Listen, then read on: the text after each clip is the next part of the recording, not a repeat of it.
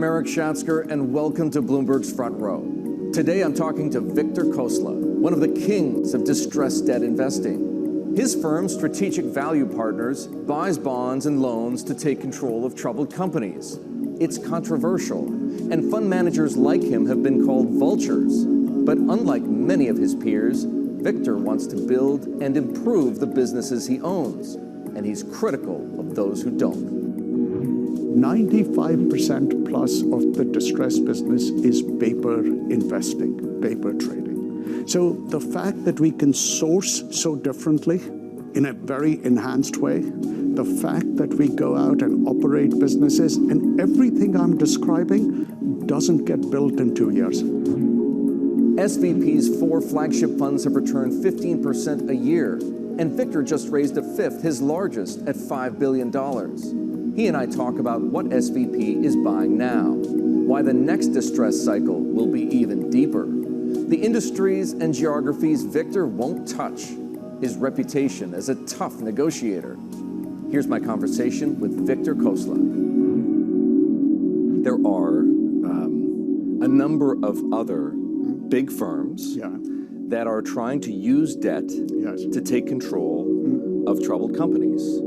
You might, now that you have more money to play with, start running more frequently into Oaktree, into Apollo, into Ares, into Blackstone. Is that a welcome challenge? You know, we run into them all the time, right? But what we have found is, you know, for us, it's about what's our edge when we are running into an Ares or an Apollo. So what is it? When you buy debt from commercial banks, you buy debt from some of the high yield holders who own the debt. You can buy debt by going through Wall Street intermediaries, the famous Goldman Sachs trading desk. That's not a great way to have competitive advantage. We go through the Goldman Sachs trading desk, but we also call the banks and the loan funds directly. It's a mix for us.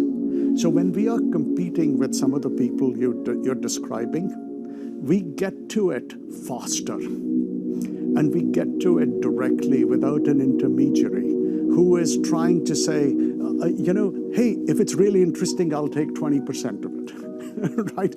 So we are able to get to it directly. The other thing, the other difference which we have versus kind of some of the people you said, most people in the distressed business who look to kind of take control like that, including some of the names you mentioned, they are paper investors. They buy debt at a good price, hopefully. They restructure the debt in a restructuring process, and then they get equity and they sell it. It's paper. When you look at what we do, starting about 12 years ago, we started to set up operating teams, operating partners to work with these portfolio companies. A lot of times, we change management teams. The last group of people some of them ran it badly, put it into bankruptcy. We build new value creation plans to kind of fix those businesses, improve them. That's not something. 95% plus of the distressed business is paper investing, paper trading. So the fact that we can source so differently, you know, in a very enhanced way, the fact that we go out and operate businesses, and everything I'm describing doesn't get built in 2 years. You genuinely believe, and I don't doubt you, that you're doing more of that than they're doing.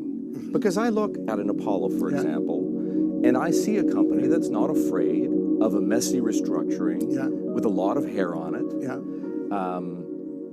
And I also see a firm that has hundreds of billions of dollars to put to work, not necessarily in distressed debt, but they're awfully large. And surely they can, if they want to, pick up the phone and call any bank in the world or any fund in the world and try to source deals directly themselves. But they don't do it. They don't. When it comes to sourcing, they are going, and please, I'm not picking on Apollo. No, I understand. I use them as an example. Right. I'm talking about the entire industry.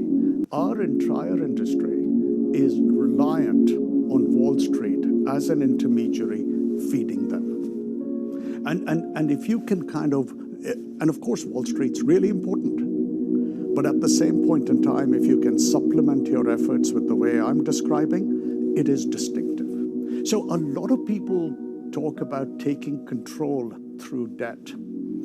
A lot of people. So few people, and by the way, I think our industry is Oaktree, Centerbridge, Avenue, Golden Tree, Diameter. I can go on with the list, right? That's our industry. That industry, a lot of it is focused on buying through Wall Street, and much of it doesn't really focus on operations. It's focused much more on investing in paper. And so if you can build, and the business which we are describing, it doesn't get built in a year or 2 years or even 5 years. To change the DNA of your investment team from being a paper-based investor to an operating control-based investor, it's just a DNA change which kind of takes place, right? So it's hard for people to just even look at us and say, boy, that's a good deal, I'd like to do it. It's hard to kind of do it. Victor, there's a chorus of voices in distressed credit, and I know you've heard it, moaning that there's nothing to buy. Anything interesting is immediately overpriced, and everything else is damaged goods with no hope of salvation in terminal decline. Is that how you see it? No, not at all, right? And can I tell you, and Eric, I'll step back for a moment, right? 2008, there's $2 trillion of high yield debt. And in 2 years, there's about 22% defaults, right? So it gives you a size about what happened in the GFC, the size of the opportunity.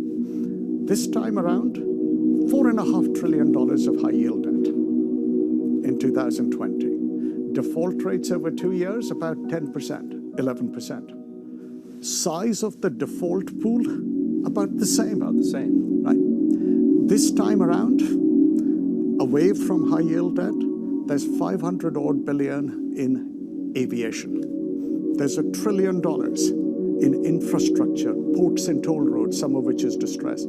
There are other adjacent sectors in trouble.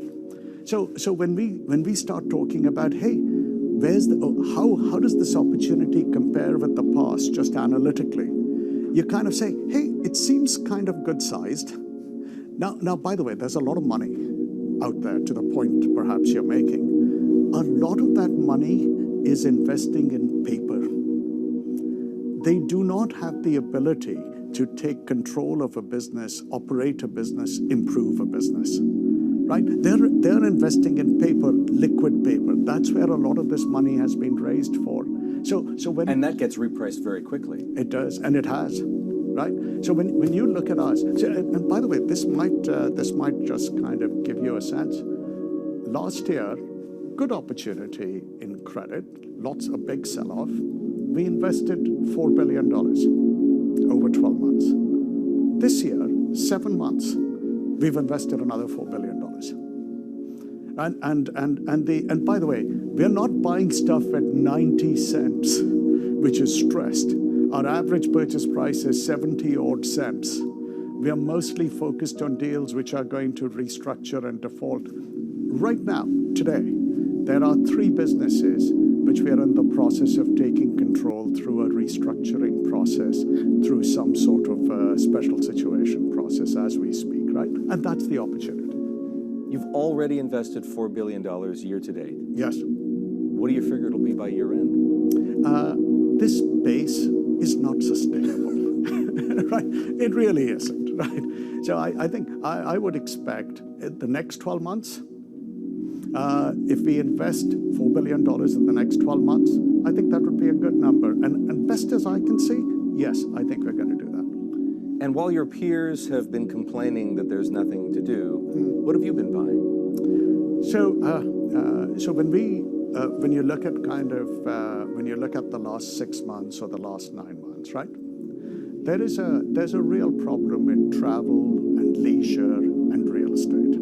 That is the sharp end, the pointy end of the stick today, right? So, and we have made some investments there. So there's a company called Swissboat in Europe.